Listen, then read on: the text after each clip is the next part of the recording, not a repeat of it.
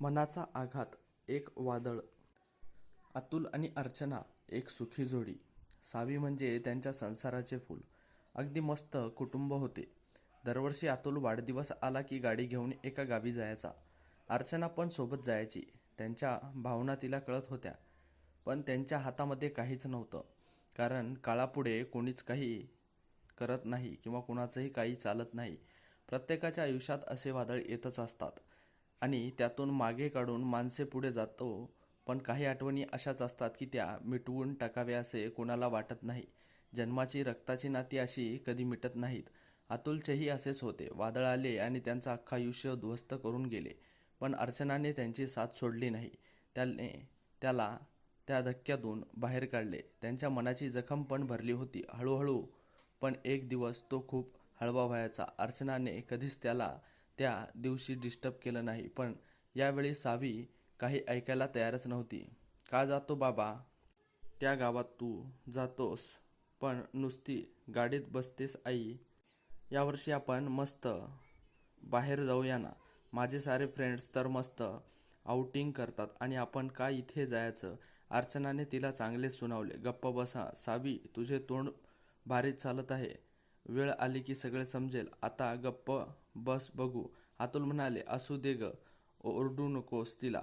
सावी बेटा, आपण पण जाऊ आज बाहेर. मी ऐकेल तुझे, पण फक्त 1 तास तरी मला जाऊ दे. मग संध्याकाळी आपण जाऊ. ओके अर्चना म्हणते.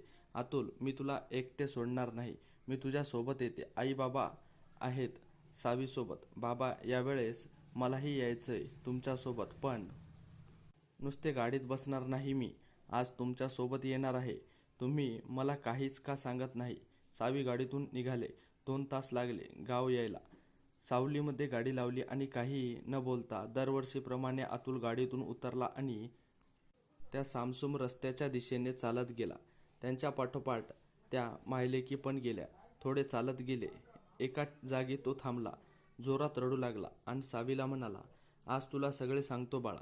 इथे माझे गाव होते. गावाला सोय नाही म्हणून मी शिक्षणासाठी बाहेर होतो. इथे माझे आई बाबा, छोटी बहीण सविता सगळे होते. माझे शिक्षण पूर्ण झाले, नोकरी लागली तिकडेच. तुझ्या आईसोबत माझे लग्न जमले. आता आपण राहतो ते घर मी बांधायला सुरुवात केली होती. गावामध्ये जास्त सोय नाही, त्यामुळे आमच्या लग्नानंतर सर्वांनी या घरामध्ये राहायचं ठरविलं. पण नियतीच्या मनामध्ये काही वेगळेच होते. 11 वर्षापूर्वीची काळरात्र अजूनही आठवते मला. जास्तीचा पाऊस झाला. गावामध्ये पाणी आले. थोड्याच वेळामध्ये लाईट नाही. सर्व संपर्क तुटला. मी तिकडे असलो तरी माझे सर्व लक्ष इकडे होते बाळा. खूप छोटे गाव होते, त्यामुळे जास्त सोयी नसल्या तरी छान वाटायचं इथे. सुट्टी काढून मी दर महिन्याला यायचो. पण पाऊस आल्यामुळे नानांनी म्हणजे माझ्या बाबांनी सांगितलं मला, घाईने येऊ नकोस. रस्त्यामध्ये अडकून पडण्यापेक्षा आहेस तिथेच राहा. पण यावर्षी या निसर्गाने अगदीच रौद्र रूप धारण केले. पाणी वाढतच होते. पाऊस वारा खूप झाला आणि जे व्हायचे नको तेच झाले. एक डोंगर कोसळला. अख्खं गाव त्यामध्ये गाडले गेले. काही लोक पुरामध्ये वाहून गेले. 2-3 दिवस कोणाशीच काही कॉन्टॅक्ट नाही आपल्याकडे. पण अतिवृष्टीमुळे लाईट नव्हती. वाट बघण्याशिवाय काहीच पर्याय नव्हता. लाईट आल्यावर टीव्हीवर बातम्यामध्ये ऐकले आणि तशीच धाव घेतली. पण खूप उशीर झाला होता. त्या पुरासोबत माझे आई बाबा, बहीण, आमचे घर, सर्व काही नामशेष झाले. मी पूर्ण खचून गेलो. तुझ्या आईने मला सावरले, आयुष्यात परत उभे केले. माझ्या प्रत्येक अडचणीत मला मदत केली. 6 महिन्यामध्ये आम्ही साधेपणाने लग्न केले बाळा. माझे कशात लक्ष नव्हते, पण तिने नोकरी करत मला सांभाळले. 1 वर्ष गेले. हळूहळू मी सावरलो. परत काम करायला लागलो. संसारात रमून गेलो. पण माझा वाढदिवस आला की मी परत जुन्या आठवणीमध्ये जातो. नाना, आई, सावी म्हणजेच माझी बहीण सविता, हो तिला मी सावीच असे बोलायचो. खूप तयारी करायची माझ्या वाढदिवसाची. आई किती प्रकार करायचे माझ्यासाठी. गरजूंना जेवण द्यायची. सावी एक झाड लावण्याची आणि म्हणायची, अरे दादा, मी सासरी गेले की हे झाड तुला माझी आठवण करून देईल बघ. आणि नाना मला गरज आहे अशा वस्तू द्यायचे. म्हणायचे, शहरामध्ये राहतोस तू, तुला तिथे लागतील अशा वस्तू द्यायलाच हव्या.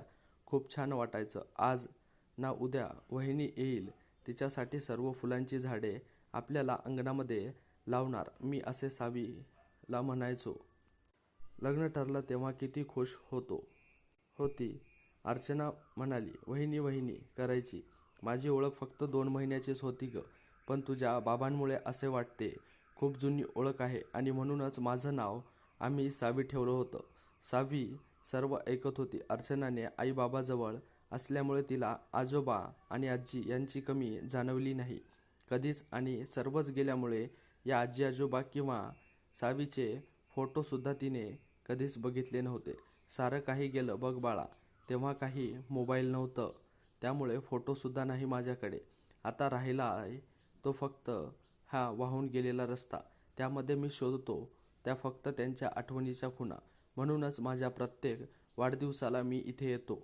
या मातीमध्ये अजूनही त्यांच्या प्रेमाचा वास आहे, जो मला जगायची नवीन उमेद देतो. आणि त्यांचा आशीर्वादसुद्धा. अतुलने डोळे पुसले आणि म्हणाला, चला आता सावीला प्रॉमिस केल्याप्रमाणे बाहेर जाऊया. सावीने अतुलला मिठी मारली आणि खूप रडली. सॉरी बाबा, मी उगाच हट्ट केला. माझे फ्रेंड्स बघून आज त्यांनी 9 वर्षाची सावी त्याला खूप मोठी वाटली. ती म्हणाली, आपण इथे येत जाऊ अधूनमधून, मला आवडेल तुमच्या लहानपणीच्या गोष्टी ऐकायला. अतुल म्हणाला, चालेल, पण आज सर्व ठरल्याप्रमाणे करायचे आणि आज नाही तर दरवर्षी तू म्हणशील तसाच वाढदिवस करायचा माझा. चालेल बाबा. मग पण झाड लावून आपल्याला घराच्या बाजूला आणि आजूबाजूला जे गरीब लोक राहतात त्यांना गरजू वस्तू पण देऊ, पण याच गावात येऊन द्यायचं हां. दोघं बापलेक भरभरून बोलत होते आणि अर्चना त्यांच्याकडे एकटक बघतच होती. आज अतुल इतक्या वर्षांनी तिला पाहिल्यासारखं वाटला होता. एका वादळाने केलेला आघात सहन करून उभा राहिला असला तरी मनाचा आघात आज खऱ्या अर्थाने दूर झाला होता. अशाच प्रकारे आजची आपली ही कथा इथे समाप्त होते. ही कथा तुम्हाला आवडली असेल तर आपल्या चॅनेलला नक्की सबस्क्राईब करा. धन्यवाद.